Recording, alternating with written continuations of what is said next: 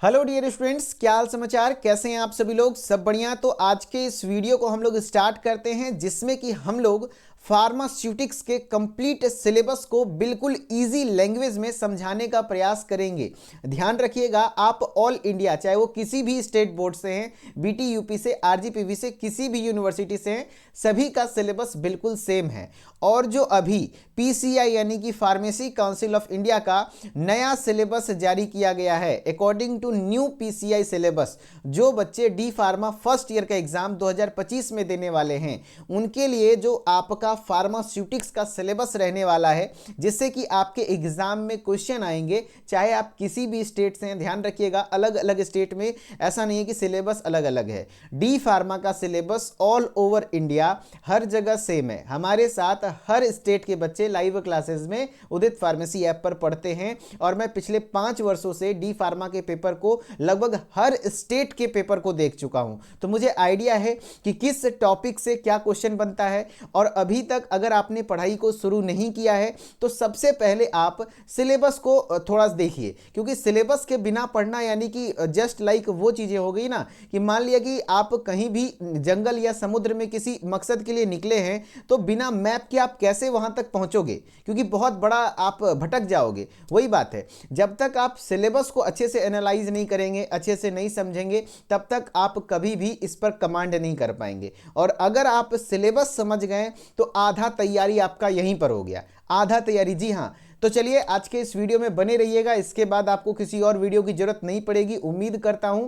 और जो D pharma first year का सबसे पहला सब्जेक्ट है फार्मास्यूटिक्स, ठीक है। अच्छा बताइए, तो डी फार्मा फर्स्ट ईयर में टोटल कितने सब्जेक्ट हैं? 5 सब्जेक्ट हैं, उनमें से एक सब्जेक्ट क्या है? फार्मास्यूटिक्स है। अच्छा, फार्मास्यूटिक्स का एग्जाम कितने नंबर का होगा? तो ये हर एक सब्जेक्ट टोटल कितने नंबर का होता है?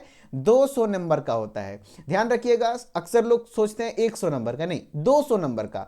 और 200 नंबर में 100 नंबर थ्योरी होता है, 100 नंबर प्रैक्टिकल होता है। प्रैक्टिकल वाला जो पूरा सिलेबस है, एक तरीके से समझ लीजिए कि उसके लिए कोई टेंशन नहीं लेना होता है। जो मैं आपका जेन्युइन चल रहा है वो बताता हूँ, वो कॉलेज वाले सबको पास कर देते हैं, उसमें दिक्कत वाली बात नहीं है। थ्योरी का जो 100 नंबर वाला सिलेबस है, उसमें 20 नंबर इंटरनल जो आपके सेशनल एग्जाम वगैरह होते हैं उससे मिलता है, कॉलेज देती है। लेकिन जो 80 नंबर का पेपर होता है ना, जो 80 नंबर का पेपर होता है, ये बोर्ड पेपर होता है, कहीं दूसरे जगह सेंटर जाएगा, स्ट्रिक्टली पेपर होता है, यहां पर बच्चे फेल करते हैं। तो इस सिलेबस को पढ़ना है, ध्यान रखिएगा। और यही सिलेबस से आपके एग्जिट एग्जाम में भी सवाल आएंगे इन फ्यूचर, जब आप रजिस्ट्रेशन के लिए एग्जाम दीजिएगा, तो उसी सिलेबस को हम लोग डिस्कस करेंगे। ध्यान से समझिएगा, ठीक है। चलो, तो फार्मास्यूटिक्स में टोटल कितने सब्जेक्ट हैं? सबसे पहले तो आपको यह समझना है ना, फार्मास्यूटिक्स में टोटल कितने चैप्टर हैं? टोटल 7 चैप्टर है मात्र। कितना चैप्टर है? 7 चैप्टर है। हो सके तो नोट कर लीजिएगा, मैं बता दूंगा कौन कौन सा चैप्टर इंपॉर्टेंट है। टोटल 7 चैप्टर है, और जो इसमें सबसे ज्यादा इंपॉर्टेंट चैप्टर है चैप्टर 4 एंड 5। चौथा और पांचवा बड़ा चैप्टर है और बहुत इंपॉर्टेंट है। तो मैं 1 by 1 chapter 1, chapter 2, chapter 3, chapter 4, chapter 5, chapter 6, chapter 7 को अच्छे से आपको माइंड मैप दूंगा। ऐसे ऐसे पढ़ना है, इन टॉपिक्स को ऐसे पढ़ना है, ताकि आप उस तरीके से अपनी स्टडी को कंटिन्यू कर सकते हैं, ठीक है। अगर आप खुद से कर ले तो बहुत बेहतर है, नहीं तो हमारे ऐप पर डेली लाइव क्लासेस होती हैं, है ना। और अभी तो ऑफर भी चल रहा है, न्यू ईयर का सेल चल रहा है ना। 25 दिसंबर से 3 जनवरी तक आपका न्यू ईयर का सेल है। तो अगर आप लेंगे तो 999 में आपको पूरे 1.5 साल तक का कोर्स का वैलिडिटी मिल जाएगा, मतलब पूरे एग्जाम तक का टेंशन खत्म है कि नहीं। चलिए स्टार्ट करते हैं। सबसे पहले हम लोग का चैप्टर नंबर 1 है फार्मास्यूटिक्स में, history of pharmacy profession. History of profession of pharmacy, यानी कि जो फार्मेसी प्रोफेशन का क्या कुछ इतिहास रहा है in India relation to pharmacy education, यानी कि किस तरीके से फार्मेसी एजुकेशन डेवलप हुआ है, वो थोड़ा बहुत पढ़ना है। इंडस्ट्री के पर्सपेक्टिव से, फार्मेसी प्रैक्टिस के पर्सपेक्टिव से, और प्रोफेशनल एसोसिएशंस वगैरह के बारे में पढ़ना है। बेसिकली इतना ज़्यादा क्वेश्चन यहाँ से आते नहीं है, लेकिन हाँ थोड़ा बहुत हिस्ट्री आपको पता होना चाहिए कि फार्मेसी भैया कहाँ से कैसे कैसे एजुकेशन इनिशिएट हुआ, कैसे कैसे यहाँ तक पहुँचा है, कौन है father of pharmacy education in India, कौन है father of pharmacy in world, है ना। ये सब चीज़ें आपको पता होना चाहिए, यहाँ से कुछ कुछ हॉट एमसीक्यूज बनते हैं, ठीक है। चलो, दूसरा टॉपिक है फार्मेसी एज अ करियर। इससे कई बार सवाल आए हुए हैं। एज अ करियर, यानी कि आप फार्मेसी पढ़ते हैं तो फार्मेसी पढ़ने के बाद आप क्या क्या कर सकते हैं, किस किस फील्ड में काम कर सकते हैं, वो करियर स्कोप्स क्या क्या है, उसके बारे में यहाँ पर आपको लिखना है। और क्या जहाँ पर मैं स्टार लगा दूँ समझ लेना, इंपॉर्टेंट है, आता है एग्जाम में सवाल। अब फिर है फार्माकोपिया। ये पूरा टॉपिक ही ऐसा हो ही नहीं सकता है कोई साल का पेपर बने चाहे किसी स्टेट का हो और फार्माकोपिया से सवाल ना हो। फार्माकोपिया क्या होता है मेरे भाई? फार्माकोपिया एक किताब होती है, ऑफिशियल बुक होती है। जैसे मेरे पीछे एक इमेज दिख रहा होगा, है ना, जैसे मान लो इंडिया है, इंडिया में जितने भी ड्रग्स मैन्युफैक्चर्ड हो रहे हैं, है ना, जितने भी ड्रग्स सेल हो रहे हैं, वो सब कहीं ना कहीं आपका सबका डिटेल इंडिया की एक किताब में लिखा हुआ है, जो कि इंडियन गवर्नमेंट के द्वारा जारी की जाती है, जिसे हम लोग इंडियन फार्माकोपिया कहते हैं। यानी कि कोई भी अच्छा देश जो काफ़ी विकासशील देश हो या विकसित देश हो, वहाँ पर अपना एक फार्माकोपिया होता है, दवाओं का संविधान इसको कह सकते हैं। इसी के तहत सारी दवाओं का फॉर्मुलेशंस किया जाता है, स्टैंडर्डाइजेशन किया जाता है, मतलब सारा डिटेल आपका दवा का लिखा रहेगा, वो होता है फार्माकोपिया। अब इंडिया का फार्माकोपिया है तो इंडियन फार्माकोपिया, जैसे मैंने आपको इमेज दिखाया, ये इंडिया का फार्माकोपिया है। अलग अलग देश का फार्माकोपिया है जो कि हम लोग को पढ़ना है, और ज़्यादा देश का नहीं, ध्यान रखिएगा, हम लोग को आईपी पढ़ना है, इंडियन फार्माकोपिया। आईपी मतलब इंडियन फार्माकोपिया, बीपी मतलब ब्रिटिश फार्माकोपिया, यूएसपी मतलब यूनाइटेड स्टेट फार्माकोपिया जो अमेरिका में चलता है, फिर एनएफ यानी नेशनल फार्मूलरी। फुल फॉर्म से सवाल आ जाते हैं। आईपी का full form Indian pharmacopoeia, BP का full form British pharmacopoeia, USP का full form United State pharmacopoeia, NF का फुल फॉर्म नेशनल फार्मूलरी, और एक होता है एक्स्ट्रा फार्माकोपिया जो कि रेफरेंस बुक के तौर पर पढ़ा जाता है, मार्टिनडेल भी इसको कहते हैं। वो सब पढ़ना है, जिसका बेसिक इंट्रोडक्शन, ज़्यादा नहीं डिटेल में एकदम जाना है, थोड़ा थोड़ा पढ़ना है, ठीक है। लेकिन इंडियन फार्माकोपिया का जितना भी एडिशन अभी तक आया है, जितना भी एडिशन, टोटल 9 एडिशन आ चुके हैं अभी तक इंडियन फार्माकोपिया का, है ना। 9 एडिशन के सैलेंट फीचर को भी पढ़ना है, यानी कि हर एक एडिशन में जो जो नया एडिशन आते गया उसमें क्या क्या मुख्य टॉपिक्स, मुख्य पॉइंट्स ऐड किए गए, उनके बारे में क्या क्या मुख्य विशेषताएं ऐड की गई, वो सब के बारे में भी आपको डिटेल में पढ़ना होगा। ये था आपका चैप्टर नंबर 1। चैप्टर नंबर 2, ये चैप्टर से भी सवाल आते हैं। पैकेजिंग मटेरियल्स, पैकेजिंग मतलब समझ सकते हैं कि दवाओं की जो पैकिंग करते हैं, है ना, क्योंकि आप फार्मेसी पढ़ रहे हैं, अब जो भी पढ़ेंगे आप दवाओं के लिए पढ़ेंगे, तो दवाओं की पैकेजिंग के लिए अलग अलग प्रकार के मटेरियल्स का इस्तेमाल होता है। जैसे कि आप देख रहे होंगे कई सारी दवाएं होती है जो कि कहीं ना कहीं ग्लास के कंटेनर में होता है, कई सारी दवाएं होती हैं जो इस प्रकार से पैक बनी होते हैं, तो कई सारे ऐसे दवा होते हैं जो इस प्रकार के, अलग अलग पैक का नाम भी अलग अलग है। जैसे जहाँ पर ऐसे ऐसे छोटे छोटे गोले बने होते हैं, उसमें गोलियाँ रहती है, टैबलेट्स रहते हैं, कैप्सूल्स रहते हैं, वो ब्लिस्टर पैक कहलाता है। ये प्रकार की पैकेजिंग को स्ट्राइप्स पैकेजिंग कहते हैं। और कुछ ऐसे जो होते हैं जो प्लास्टिक कंटेनर में दवाएं रखी जाती हैं, कुछ ऐसी दवाएं होती हैं जो कि आपका, सॉरी टेक 1 सेकेंड,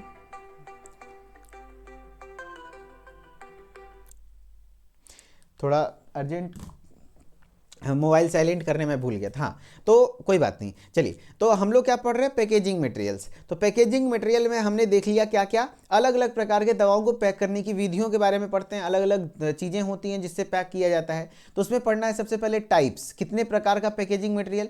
तो आपके सिलेबस में बस 4 प्रकार होता है, मेरे साथ बोलिए। पहला ग्लास, दूसरा प्लास्टिक, तीसरा मेटल, चौथा रबड़, है ना। ग्लास, प्लास्टिक, मेटल, रबर, जिसके द्वारा दवाओं की पैकिंग होती है, मेनली आपको यही पढ़ना है।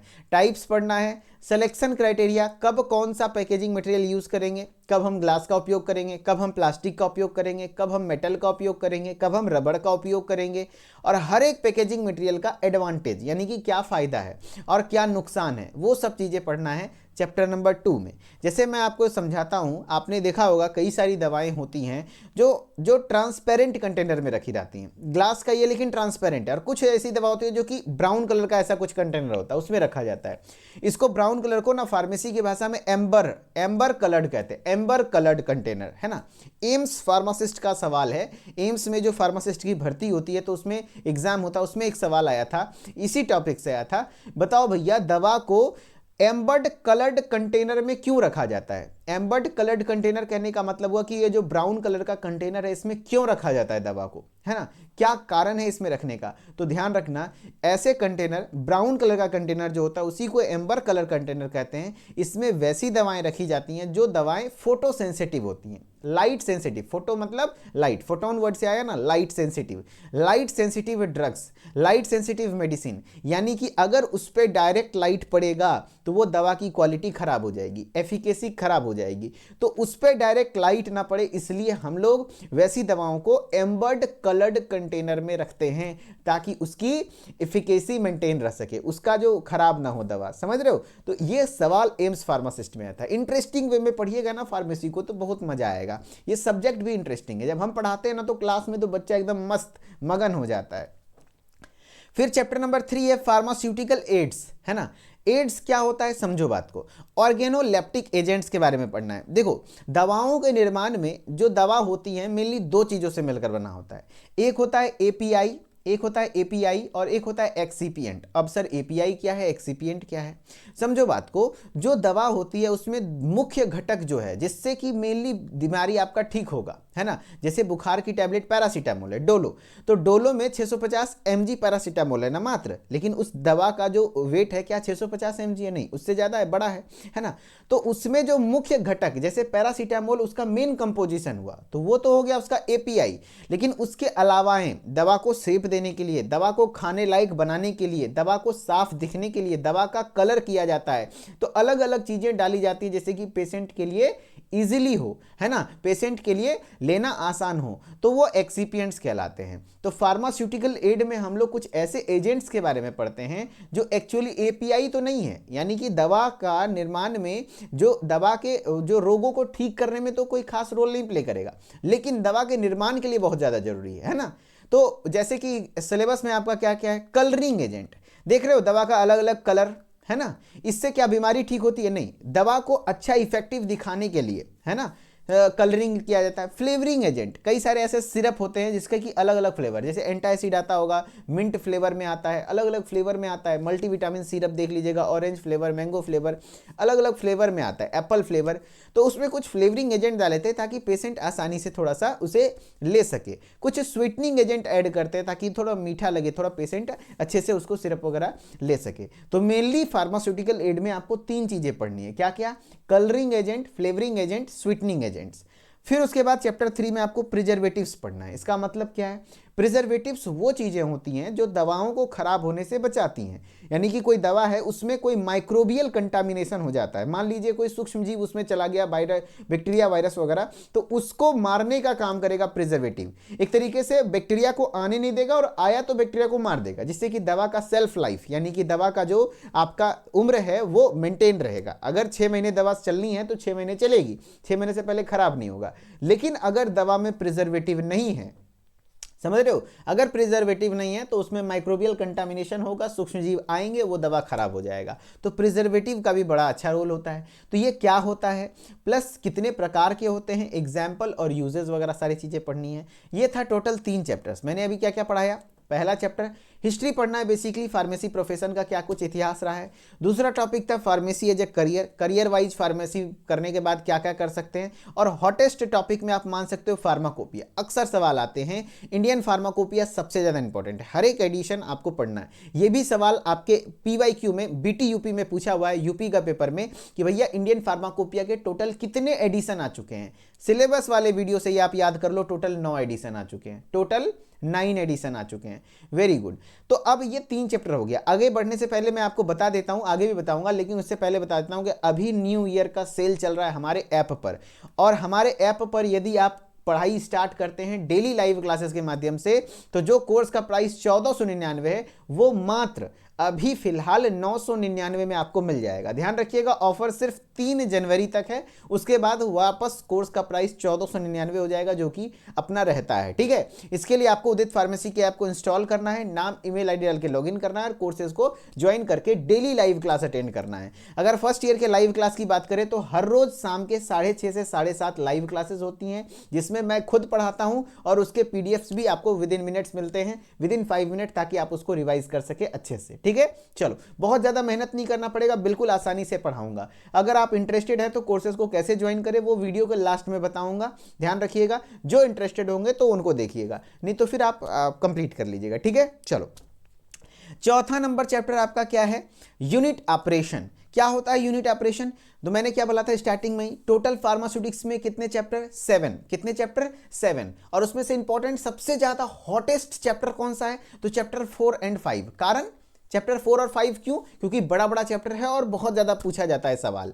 Chapter number 4 actually pharmaceutical engineering का पार्ट है। किसका पार्ट है? इंजीनियरिंग, जिसमें कि हम लोग दवाओं के निर्माण के दौरान जो अलग अलग मतलब मशीन्स के बारे में पढ़ते हैं, अलग अलग उपकरण का जो उपयोग होता है ना, उसके बारे में पढ़ते हैं एक्चुअली, है ना। तो यहां पर ये चीजें पढ़ते हैं। जबकि चैप्टर 5 जब आप पढ़ेंगे तो चैप्टर 5 में डोजेज फॉर्म के बारे में पढ़ते हैं। डोजेज फॉर्म मतलब क्या? दवा का जो अलग अलग रूप है ना। डोज मतलब आप दवा समझ सकते हो, फॉर्म मतलब अलग अलग फॉर्म, जैसे कि टैबलेट हो गया सॉलिड के फॉर्म में, कैप्सूल हो गया, लिक्विड ओरल प्रिपरेशन जैसे कि आपका सिरप, एलिक्सर, सस्पेंशन, ये सब पढ़ना है, ठीक है। तो चैप्टर 4 पहले समझते हैं। चैप्टर 4 क्या है? फार्मास्यूटिकल इंजीनियरिंग से रिलेटेड है। इसमें क्या पढ़ते हैं हम लोग? तो सबसे पहले साइज रिडक्शन, है ना। साइज रिडक्शन, दवा के निर्माण के दौरान कोई भी एपीआई जो आपका मेन कंपोनेंट है दवा का, वो आपका अगर बड़ा है तो उसको सबसे पहले आप क्या करोगे? छोटा करोगे। छोटा करने के लिए जो जो उपकरण का उपयोग होता है, जो जो मशीन का उपयोग होता है, जैसे हैमर मिल और बॉल मिल, बहुत इंपॉर्टेंट है। या तो हैमर मिल पूछेगा या तो बॉल मिल, कोई एक वो आता है। और प्रॉपर आपको इन सभी चीजों का क्या पढ़ना पड़ेगा, क्या इसका डेफिनेशन है, प्लस क्या इसके ऑब्जेक्टिव्स हैं, एप्लीकेशन यानी कहाँ यूज करते हैं, प्रिंसिपल किस प्रिंसिपल पर काम करता है, इसका बनावट कैसा है, कंस्ट्रक्शन, प्लस इसका कैसे काम करता है ये हैमर मिल, बॉल मिल। जैसे मैं आपको दिखा देता हूँ डायग्राम, कुछ इस प्रकार से आपको बनाना होता है। हैमर मिल, बॉल मिल बहुत इंपॉर्टेंट है। फिर आप साइज सेपरेशन पढ़ते हैं। साइज सेपरेशन जैसे मान लिया साइज छोटा किया आपने, काट उसको तोड़ा हैमर मिल और बॉल मिल के मशीन के द्वारा। अब उसको साइज सेपरेट करना है, क्योंकि सारा जो पार्टिकल्स बनेगा वो सब एक समान साइज का तो नहीं बनेगा। तो छोटा वाला को अलग करोगे, बड़ा वाला को अलग करोगे। इसके लिए आपको क्या चीज की जरूरत पड़ेगी? सेपरेशन की जरूरत पड़ेगी, चीजें सेपरेट करना होगा। तो इसी टॉपिक के अंतर्गत आपको सीव पढ़ना है। सीव मतलब होता है छन्नी, है ना। फार्मेसी में छन्नी का अलग अलग टाइप होता है, अलग अलग ग्रेड होते हैं।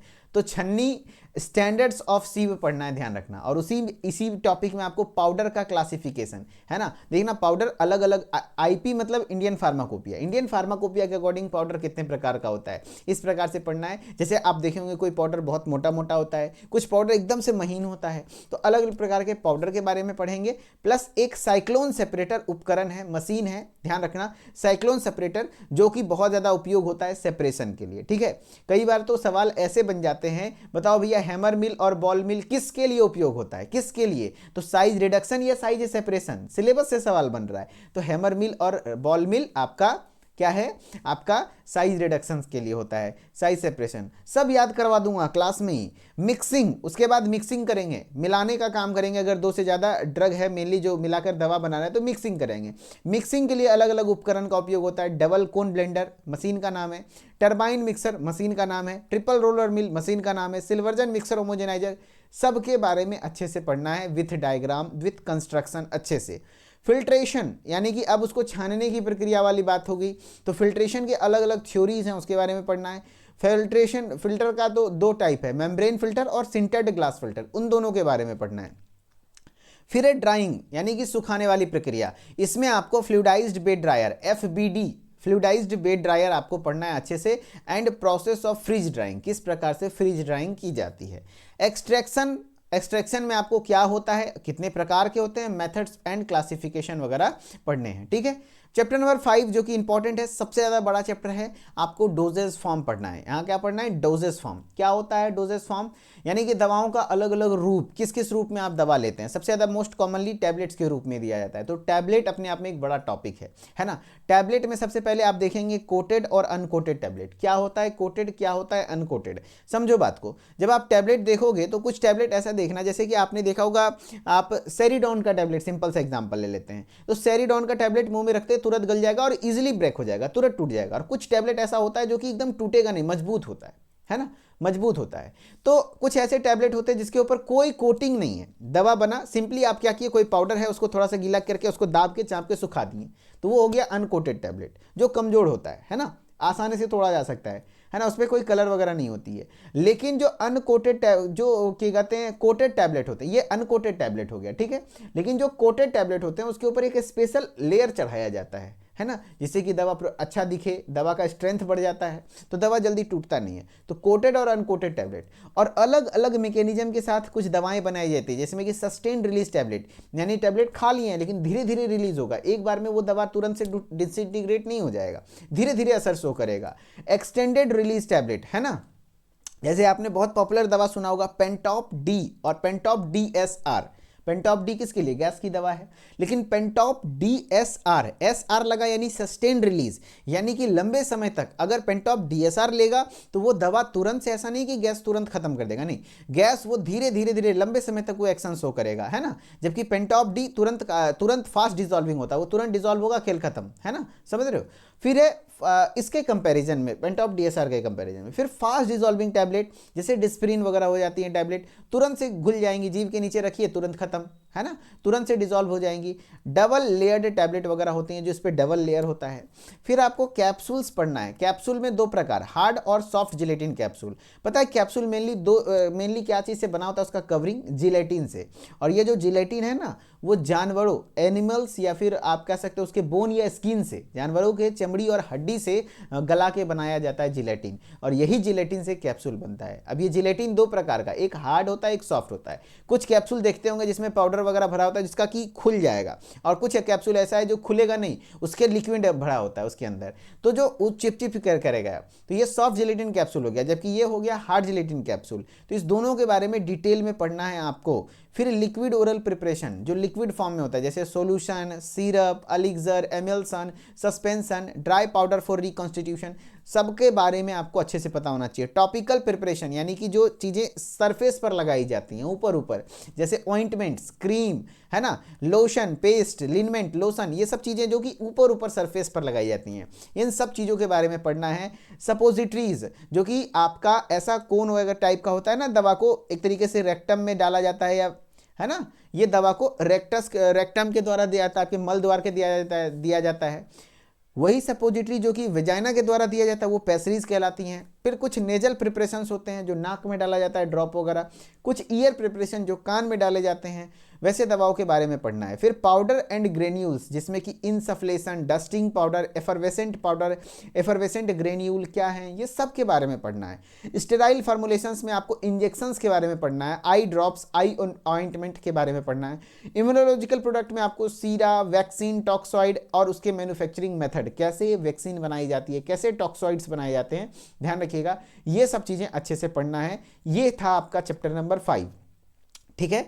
फिर चैप्टर नंबर 6 आ जाता है, जिसमें कि आपको basic structure, layout, sections and activities of pharmaceutical manufacturing plant, यानी कि जहां पर आपका दवाओं का निर्माण होता है वो फार्मास्यूटिकल मैन्युफैक्चरिंग प्लांट कहलाता है, फार्मास्यूटिकल इंडस्ट्री कहलाता है। उसका क्या कुछ स्ट्रक्चर होना चाहिए, क्या कुछ लेआउट यानी नक्शा होना चाहिए, किस प्रकार से होना चाहिए। और उसमें दो मुख्य डिपार्टमेंट होते हैं, क्यूसी और क्यूए। क्यूसी यानी क्वालिटी कंट्रोल डिपार्टमेंट, क्यूए यानी क्वालिटी एश्योरेंस। ड्रीम जॉब लोगों का होता है क्यूसी में काम करना, क्यूए में काम करना, क्वालिटी कंट्रोल, क्वालिटी एश्योरेंस में काम करना। तो आपका मेनली यहाँ पर जो फार्मास्यूटिकल इंडस्ट्री है, मैन्युफैक्चरिंग प्लांट है, उसके स्ट्रक्चर्स के बारे में पढ़ना है, लेआउट के बारे में पढ़ना है, यानी कि उसका नक्शा। लेआउट मतलब नक्शा, स्ट्रक्चर मतलब संरचना, सेक्शंस मतलब कहाँ पर क्या क्या रहेगा, इस तरीके से नक्शा बनाना, समझ रहे हो। तो यहाँ पर नक्शा के बारे में पढ़ना है। और मेन टॉपिक हो जाता है क्वालिटी कंट्रोल और क्वालिटी एश्योरेंस, और एक है CGMP, current good manufacturing practice. ये 3 टॉपिक इस चैप्टर के काफी इंपॉर्टेंट है। उसके बाद लास्ट चैप्टर है आपका 7वां, नोवेल ड्रग डिलीवरी सिस्टम। क्या होता है नोवेल ड्रग डिलीवरी सिस्टम? इसको शॉर्ट कोट में NDDS भी कहते हैं, और कई बार फुल फॉर्म पूछा गया है। NDDS स्टैंड्स फॉर, आपका PYQ मोर देन 10 टाइम्स, 10 बार से ज्यादा पूछा गया है। NDDS का फुल फॉर्म क्या है? तो नोवेल ड्रग डिलीवरी सिस्टम।